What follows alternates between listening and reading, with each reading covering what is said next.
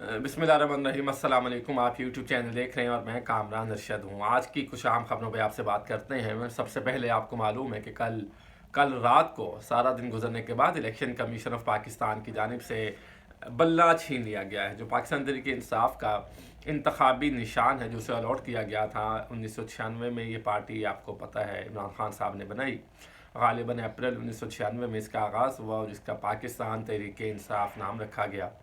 उसके बाद इमरान खान ने एक दरख्वास्त जमा करवाई कि तराजू का निशान उनकी पार्टी को दिया जाए, लेकिन फिर इन द एंड उनको बल्ले का निशान दिया गया। और फिर बल्ला ऐसा छाया पाकिस्तान में, ऐसा छाया कि हर एक के दिल, दिमाग, आँखों, कानों, हर जगह पर बल्ला ही बल्ला गूंजता रहा है। और उसके बाद बल्ले ने ऐसा काम दिखाया है कि पाकिस्तान में टू पार्टी सिस्टम को ब्रेक किया। दुनिया भर में जितने भी ममालिक हैं जहाँ इलेक्शन होते हैं, अमेरिका की बात करें, यूके की बात करें, हिंदुस्तान की बात करें, अफ़गानिस्तान की बात, श्रीलंका की बात करें या इंडोनेशिया और मलेशिया की बात, हर जगह पर टू पार्टी सिस्टम रहता है। दो पार्टीज होती हैं, एक इक़्तिदार में तो दूसरी अपोजिशन में होती है। दूसरी इक़्तिदार में आती है तो पहली पार्टी अपोजिशन में चली जाती है। जी हाँ, कैंडिडेट्स बदलते रहते हैं दुनिया भर में, लेकिन हमारे यहाँ ज़रा और ही सिस्टम है। हमारे यहाँ अगर नून लीग की बात करें तो सिर्फ नवाज़ शरीफ ही वज़ीर आज़म बन सकते हैं। वो शहबाज शरीफ साहब को तो बनाया और वो मजबूरी में बनाया। खाकान अब्बासी की भी एक मजबूरी थी जो उन्हें कुछ अरसे के लिए टेन्योर दिया गया, लेकिन इक़्तिदार सिर्फ नवाज़ शरीफ साहब को ही मिलेगा नून लीग की जब भी हुकूमत आएगी। पाकिस्तान तहरीक इंसाफ की बात करें तो वज़ीर आज़म के कैंडिडेट सिर्फ और सिर्फ इमरान खान ही रहेंगे। पाकिस्तान पीपल्स पार्टी की बात करें तो बिलावल भुट्टो या आसिफ जरदारी ही इक़्तिदार के मनसब पर फाइज रहेंगे। एम की बात करें, एम तो इक़्तिदार में आ ही नहीं सकती, आपको मालूम है, लेकिन वो कराची तक की सियासत करते हैं तो मेयर फिर एम का ही होना चाहिए। तो हर जमात की एक अपनी एक डोमेन है जिसमें वो रहते हैं। तो पाकिस्तान का तो सिस्टम ही हो रहा है, क्योंकि पाकिस्तान में सियासी जमातें हैं, इंस्टीट्यूशन नहीं इसको बना सका कोई भी। हालांकि नारे, बातें और बहुत सारे ऐसे जुमले कसते रहे हैं लोग कि जी हम इसको बदलेंगे पाकिस्तान के निज़ाम को, लेकिन कुछ भी नहीं बदला। खैर, बल्ले से बात शुरू हुई तो कहाँ पहुँच गई। बल्ला इंतखाबी निशान था जो पाकिस्तान तहरीक इंसाफ का नहीं रहा, और अब अगर हम ये कहें कि पाकिस्तान तहरीक इंसाफ एक इंतखाबी निशान के बगैर पार्टी है तो यही होगा।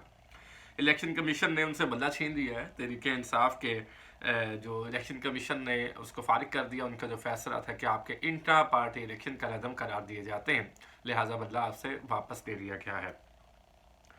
जबकि इलेक्शन कमीशन का काम तो इनको लेवल प्लेइंग फील्ड फराहम करना था और इनको इजाज़त दी जानी थी कि जी आप जल्द से जुलूस रैलियाँ करें, आपको मुकम्मल दूसरी पार्टीज़ की तरह इजाज़त हासिल है। और इनके कागजात नामजदगी जो जमा करवाने आते हैं उसको एक्सेप्ट किया जाता और जो गिरफ्तारियाँ हो रही हैं उसको रोका जाता, लेकिन हालात इसके बरक्स हैं।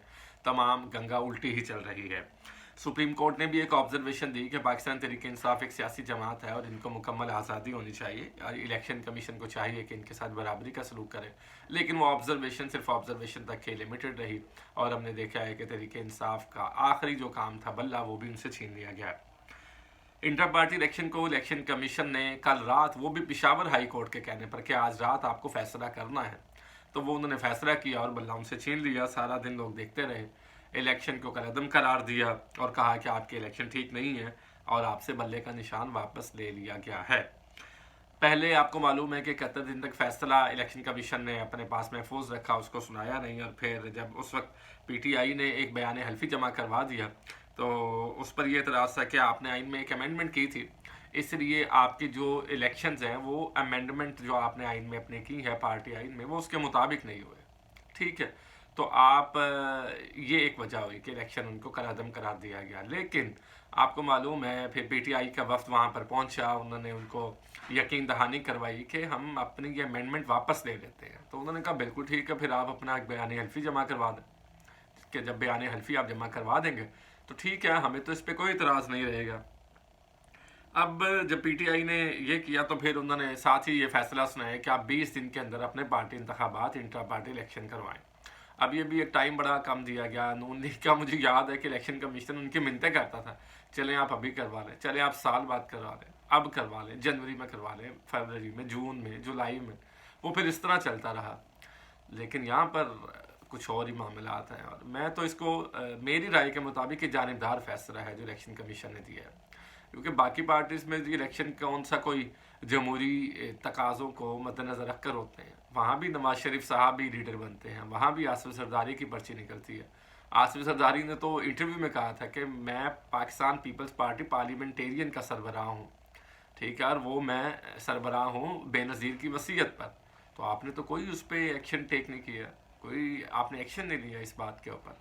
तो सिर्फ आपकी जो तलवार, आपका जो रवैया और आपका जो इंसाफ है, जो आपकी नज़र में इंसाफ है, वो पाकिस्तान तरीके इंसाफ तक की है। बाकी पार्टीज़ मादर पिदर आज़ाद हैं, वो जो मर्ज़ी करते रहें, उनको हर तरह की आज़ादी हासिल है, बल्कि आप उनको सहूलतकार का रोल अदा कर रहे हैं।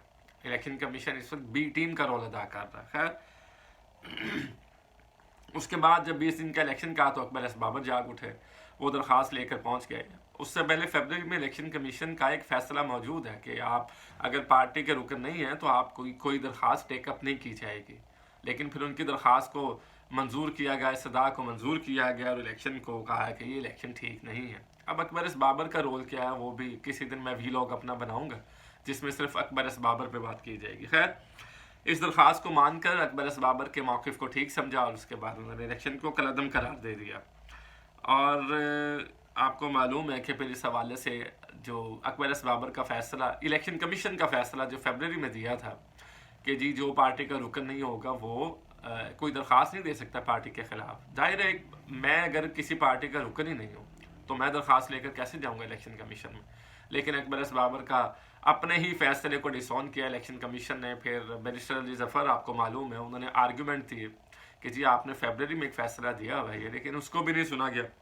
और फिर उसके बाद आपको मालूम है मामला पेशावर हाई कोर्ट तक पहुंचता है और पेशावर हाई कोर्ट के चीफ जस्टिस ये कहते हैं कि आपको आज ही फैसला करना होगा इंतखाबी निशान के हवाले से। अब पीटीआई की अगर हम बात करें तो पीटीआई के पास क्या ऑप्शंस है, प्लान बी और प्लान सी क्या है। देखिए, प्लान बी तो यही है कि अभी तो ये भी इतलात आ रही हैं कि पाकिस्तान तहरीक इंसाफ ने, इमरान खान साहब ने किसी और नाम से भी पार्टी को रजिस्टर्ड किया हुआ है इलेक्शन कमीशन में। चूँकि जो रिकॉर्ड आया उसमें 175 पार्टीज रजिस्टर्ड हैं।